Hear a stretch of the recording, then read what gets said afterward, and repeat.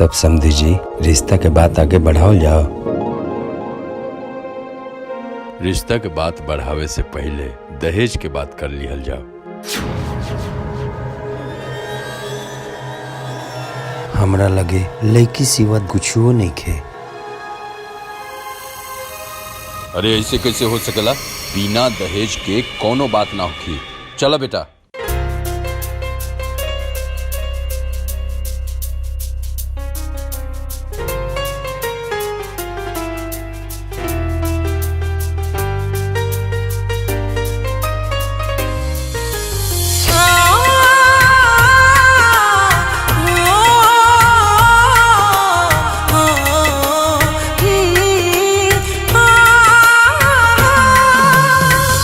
किस्मत में हमानी के प्यार ना रहे, विधनों के शायद स्वीकार ना रहे।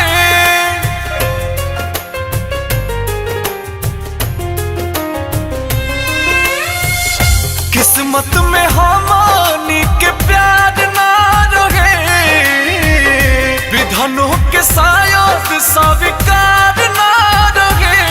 हमारे शादी में न आई हा तू हमारा घरे,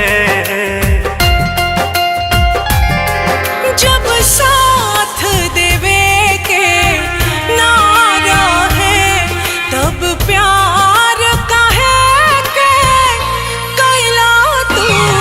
पल पल तड़पे दिल आह भरे, काहे हमरा से दूर हो गइला तू। जब साथ देवे के नारा है।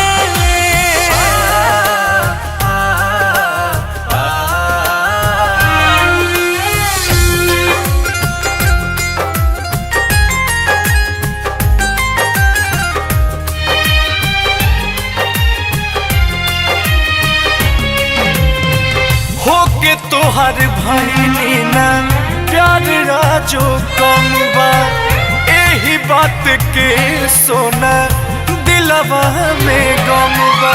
जानू जानू गईनी मिलल के हो प्यारी की राहे, मतलब के खाली हमसे यारी। आजो तोहरा के छोड़ के दिल ना करे, जब साथ देवे के नारा है तब प्यार काहे के कैला तू। पल पल तड़पे दिल आह भरे, काहे हमरा से दूर हो गइला तू। जब साथ देवे के नारा है।